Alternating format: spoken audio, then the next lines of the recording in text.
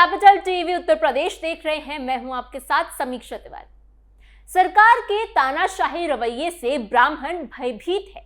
ब्राह्मणों को एकजुट होकर 2027 में अखिलेश यादव को मुख्यमंत्री बनाना चाहिए। इससे ब्राह्मणों का खोया हुआ सम्मान दोबारा वापस मिल सकेगा। ये बयान है समाजवादी पार्टी के माता प्रसाद पांडे का। 19 अप्रैल को परशुराम जयंती पर छुट्टी करनी चाहिए। अखिलेश यादव ने इस दिन राजकीय अवकाश घोषित किया था, लेकिन वर्तमान सरकार ने उसे निरस्त कर दिया। इससे ब्राह्मण समाज में नाराजगी है। ये बयान है कमाल अख्तर सपा विधायक का। ये दोनों ही बयान जताने के लिए काफी है कि सपा की पॉलिटिक्स की धुरी में MY यानी मुस्लिम यादव समीकरण फैक्टर के साथ ब्राह्मण वोटर भी आ चुके हैं। पहले UGC गाइडलाइंस, फिर माघ मेले में शंकराचार्य के अपमान से ब्राह्मणों की नाराजगी सबके सामने आ चुकी है। तो क्या वाकई ब्राह्मण वोटर भाजपा से खिसक सकते हैं? क्या ब्राह्मण अखिलेश यादव का साथ दे सकते हैं? क्या पिछले वोटर की राजनीति करने वाली सपा को नुकसान हो सकता है?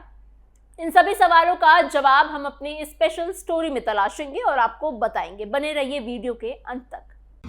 चुनाव से पहले सपा का नया रंग, MY से PDA, अब ब्राह्मण की बारी। आपने कभी गिरगिट को रंग बदलते हुए देखा है? अगर नहीं तो समाजवादी पार्टी को देखिएगा। चुनाव से पहले पहले कितनी बार और कैसे कैसे रंग बदलते हैं ये। उत्तर प्रदेश की राजनीति हमेशा से ही जातीय समीकरणों और सामाजिक संतुलन के इर्द गिर्द ही घूमती रही है।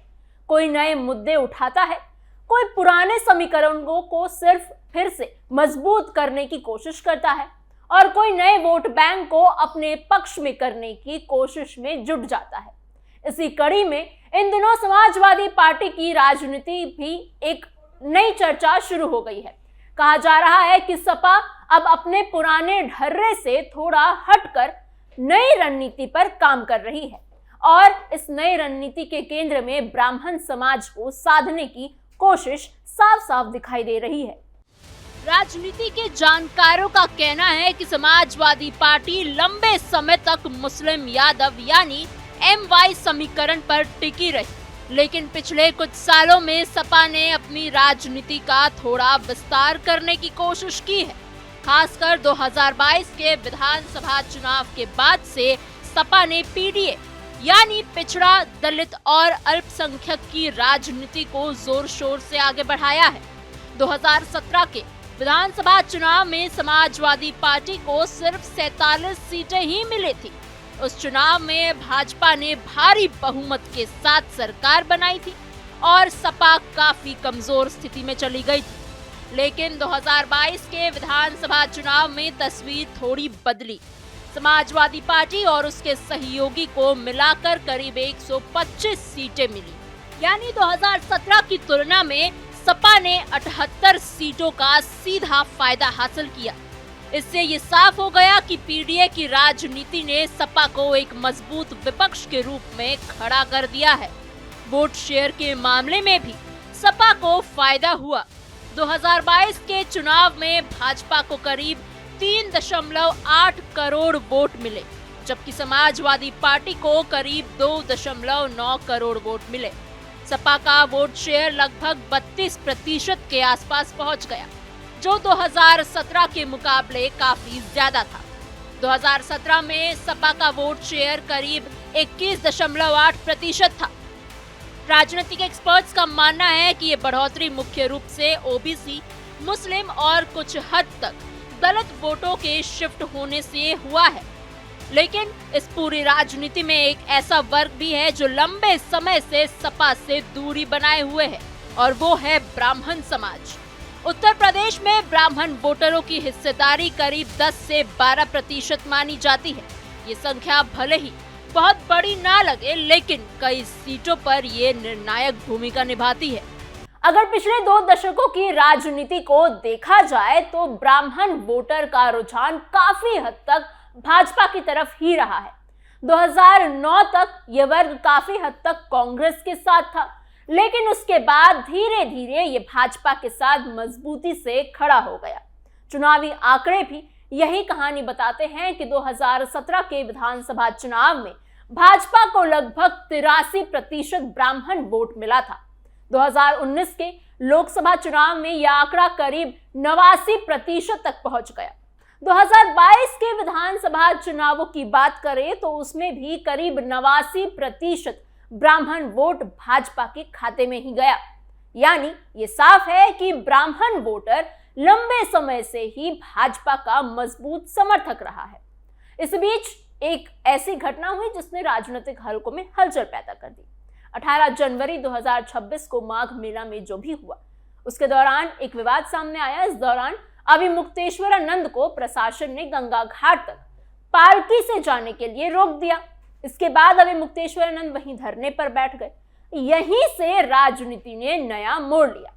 इस घटना के बाद समाजवादी पार्टी के नेताओं की बयानबाजी तेज हो गई। सपा के सांसद और विधायक लगातार योगी सरकार पर हमला करने लगे। खुद अखिलेश यादव ने भी इस मामले में सक्रियता दिखाई और अभिमुक्तेश्वरानंद से बात की, उनसे मिलने भी पहुंचे। इसके बाद ये चर्चा शुरू हो गई कि क्या सपा अब ब्राह्मण समाज को साधने की कोशिश कर रही है। राजनीतिक जानकार कहते हैं कि इसके पीछे एक और कारण भी है। कुछ समय पहले यूजीसी के नियमों में हुए बदलाव को लेकर भी स्वर्ण वर्ग में नाराजगी देखी गई थी। हालांकि उस समय अखिलेश यादव ने काफी संतुलित बयान दिए थे। माना गया कि ओबीसी वोटरों को नाराज नहीं करना चाहते थे वो, इसलिए उन्होंने बहुत तीखी प्रतिक्रिया नहीं दी। लेकिन अभिमुक्तेश्वरानंद वाले मामले में सपा का रुख पहले से मुकाबले ज्यादा आक्रामक नजर आया। उधर भाजपा के अंदर भी एक अलग तरह की चर्चा चल रही थी। कुछ राजनीतिक जानकारों का कहना है कि भाजपा में ब्राह्मण नेताओं को पहले जैसा महत्व नहीं मिल रहा। कई लोग ये भी कहते हैं कि पार्टी में ठाकुर नेताओं का प्रभाव ज्यादा दिखाई देता है। इसी वजह से ब्राह्मण समाज के कुछ हिस्सों में अंदर ही अंदर नाराजगी की बात कही जाती है। हालांकि ये नाराजगी कितनी बड़ी है और चुनाव में इसका कितना असर पड़ेगा, ये कहना अभी मुश्किल है और यह आने वाले समय में ही पता चल पाएगा। दलित राजनीति पर कांग्रेस की नजर, क्या बटेगा मुस्लिम वोट बैंक? समाजवादी पार्टी शायद इसी संभावित नाराजगी को भुनाने की कोशिश कर रही है, लेकिन सवाल ये है कि क्या ब्राह्मण वोटर इतनी आसानी से सपा के साथ आ जाएगा? क्योंकि इतिहास बताता है कि ये वर्ग लंबे समय से भाजपा के साथ मजबूती से खड़ा रहा है। यहाँ तक कि जब 2012 में अखिलेश यादव की सरकार बनी थी तब भी ब्राह्मण वोट बड़े पैमाने पर सपा के साथ नहीं आया था। हालांकि उस समय अखिलेश यादव ने ब्राह्मण नेताओं को सरकार में जगह देने की कोशिश जरूर की थी। राजा राम पांडे, ब्रह्मा शंकर त्रिपाठी, मनोज पांडे, अभिषेक मिश्रा और शिवकांत ओझा जैसे नेताओं को मंत्रिमंडल में शामिल किया गया था। इसके अलावा लखनऊ में जनेश्वर मिश्रा के नाम पर बड़ा पार्क भी बनवाया गया था। मौजूदा समय में विधानसभा अध्यक्ष के पद पर भी माता प्रसाद पांडे को बैठाया गया है, जिसे कैबिनेट मंत्री के बराबर माना जाता है। इसके बावजूद ब्राह्मण वोटर का रुझान भाजपा से ज्यादा नहीं बदला। यानी सपा के सामने चुनौती आसान नहीं है। उसे एक तरफ अपने पारंपरिक वोट बैंक को संभाल कर रखना है और दूसरी तरफ नए वर्गों को भी जोड़ने की कोशिश करनी है। अगर वो ब्राह्मण समाज को साधने की कोशिश करती है तो ये भी ध्यान रखना होगा कि उसके मौजूदा वोटर नाराज ना हो। यही वजह है कि सपा की राजनीति में इन दिनों संतुलन बनाने की कोशिश साफ दिखाई दे रही है। दूसरी तरफ कांग्रेस भी अपनी जमीन तलाशने में लगी हुई है। दलित राजनीति में काशी राम का नाम हमेशा बहुत बड़ा रहा है। यही वजह है कि कांग्रेस अब काशी राम जयंती मनाने की बात कर रही है। जी हाँ, आप सही सुन रहे हैं। राहुल गांधी भी इस मुद्दे को लेकर सक्रिय नजर आ रहे हैं।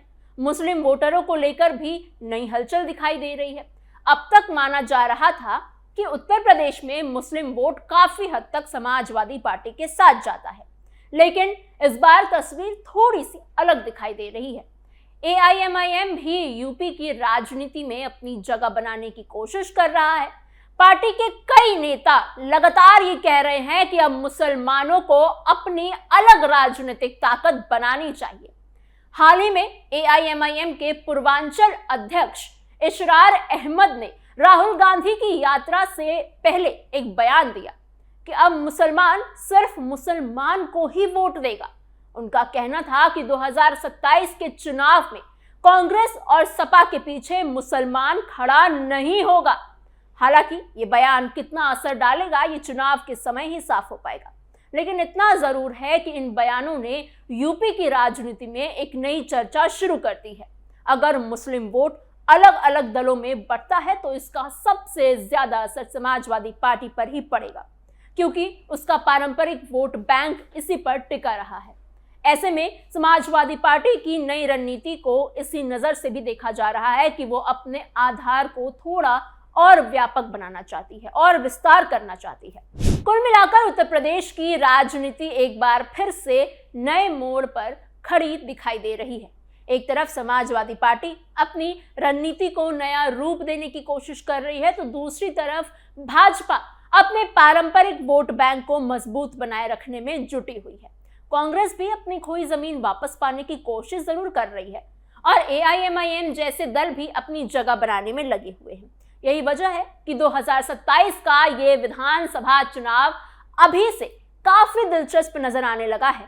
आने वाले समय में ये देखना बेहद अहम होगा कि क्या समाजवादी पार्टी की बदली हुई रणनीति उसे नई राजनीतिक फायदा दिला पाती है, या फिर उत्तर प्रदेश की राजनीति में पुराने समीकरण ही एक बार फिर हावी हो जाते हैं। इतना तय है कि चुनाव जैसे जैसे करीब आएंगे सियासी रंग और भी तेजी से बदलते नजर आएंगे और उत्तर प्रदेश की जनता ही आखिर में तय करेगी कि सत्ता की कुर्सी किसके हाथ में जाएगी। आपको हमारी ये खबर कैसी लगी? क्या आपको लगता है कि ब्राह्मण समाज भाजपा से खिसक कर सपा के साथ जा सकता है? हमें कमेंट बॉक्स में जरूर बताइएगा। ऐसी और खबरों के लिए बने रहिए कैपिटल टीवी उत्तर प्रदेश के साथ।